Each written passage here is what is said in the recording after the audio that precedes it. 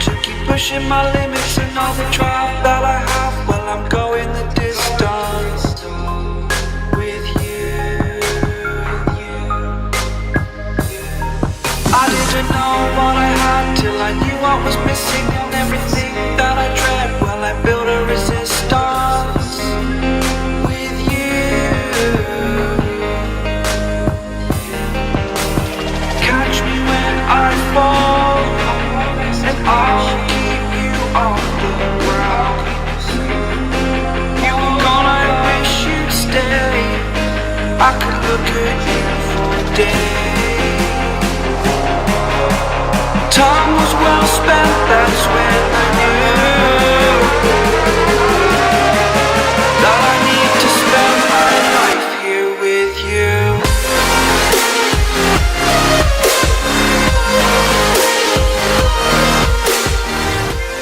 Hey guys, and welcome back to another round of Gax TV. Last time I showed you the overall build log of the CG7 Cravo, the ITX case with 7 liters volume, very compact, without any compromises. So we have two 92mm fans, low profile fans, an M.2 SSD with 512 gigabytes of storage, so very nice fast SSD storage. And yeah, the X470i gaming ROG edition from Asus, our Ryzen 2400G. So this motherboard supports the newest 2000 series chips from AMD, including the APUs, as the newest revision has an own dedicated HDMI port for integrated graphics. And yeah, furthermore, we have very fast and very expensive RAM, the Trident Z RGB with 3600 MHz out of the box for Ryzen. I tested it, it works flawlessly. Yeah, it's just amazing how fast the improvements with Ryzen are going on, that we are already getting the 3600 MHz in the XMP available. As you can see, the boxed cooler from the 2400G is working perfectly fine with this constellation. With the boxed cooler, there are no clearance issues with the high RGB RAM. As you can see, we have here our TFX 350 watt 80 plus gold certified PSU from Seasonic. We have so much stuff inside the system, but what would be if you want to overclock your CPU a bit further? The boxed cooler from Intel or AMD is not the best. I mean, the AMD one is totally fine for the APUs for the 2400G or 2200G, even when they are overclocked. What would be if you would like to stick a very high TDP CPU inside this little system? You would need a better cooler. So what is the best option for the CG7 Cravo? It is the Noctua NH-L12S, the newest cooler revision of the L12 cooler Noctua already had for several years. It was an amazing low profile cooler with a 92mm fan from the downside and a thick 120mm fan from the upside. But this is the newest revision with just one low profile 120mm fan from the downside, which improves its height so it can fit in very small compact systems with just 7 centimeters in total height. And if you want, you could flip the fan to the upside and increase the total height of the unit, but I wouldn't suggest so, as this cooler is so efficient with the cooler at the downside. I would just stick to this configuration, especially in low profile systems like this here. Yeah, like I said, the CG7 can support coolers up to 7 centimeters in height, and that makes this cooler here the best option possible. Like I already explained, the limitations with this fan on the downside is a bit limiting when we are talking about RAM clearance. So with the 7 centimeter option, we are relying on low profile or normal DIMMs without a heatsink. So something like this. This is just normal Crucial DDR4 with 2666 megahertz. And yeah, each 8 gigabyte sticks, so 16 gigabytes in total, and they are fitting just perfectly under this cooler. And that's what we are going to use in this setup. If you want to stick to something like Trident Z with those high RGB heat spreaders, you would have to take another cooler. But in this case, I think you shouldn't look at RGB. You want to integrate, in this case, as much performance, as much hardware, and not RGB. So this was just an overall fun build for me, to show you a nice looking system.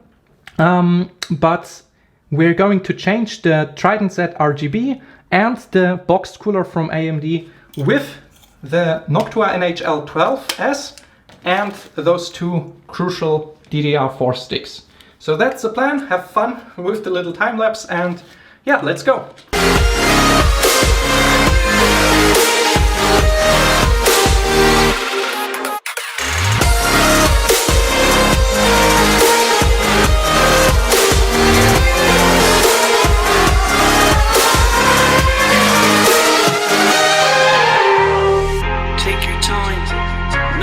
Fast lane, I understand that you've been broken too many times, but I'll be waiting to mend your wounds from all you've taken.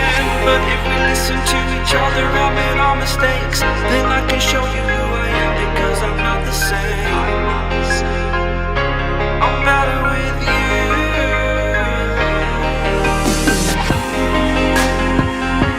I'm better with you.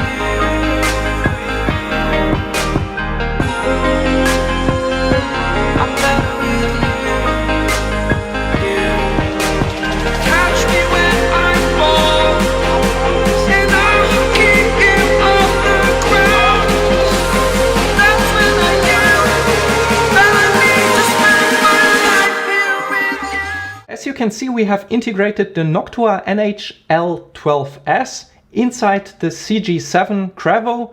It fits just perfectly inside this little system. As you can see, the 7 centimeters in height are just perfect. There are no limitations in the top area, so you have enough space for routing your cables. And especially in this area, you have still enough breathing room for the heatsink and cables if you want to stick them here.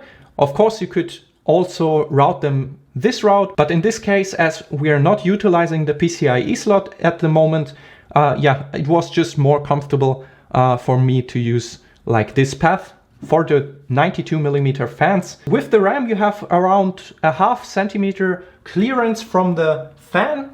And I think with this low profile crucial RAM, you're on the better side with this cooler. Of course, with the boxed cooler from AMD or Intel or any other top blower like the C7 from Gregory or Noctua NH-L9i, you have of course enough space for taller RAM sticks. But if you want the cooler with the highest TDP, it can natively handle the Noctua NH-L12S. Inside this case is just the best solution. Yeah, especially with the fan from the downside pulling the air inside the case, you're getting much more cooling on the board overall. The heatsink, the VRAM and the RAM sticks are getting cooled by the airflow of this cooler. So this solution is just perfect, especially with those two 92mm fans. As we are going to see, the Z390 chipset by Intel and the upcoming Coffee Lake 8-core CPUs with integrated graphics, I'm going to just wait 1 or 2 more months until I'm going to stick 8 cores inside this little system. Of course, there are options with an Ryzen CPU like an 2700X. With a dedicated graphics card, you could use an Ryzen 8-core inside the system. That's not the issue, but I want to stick to integrated graphics inside this little compact system.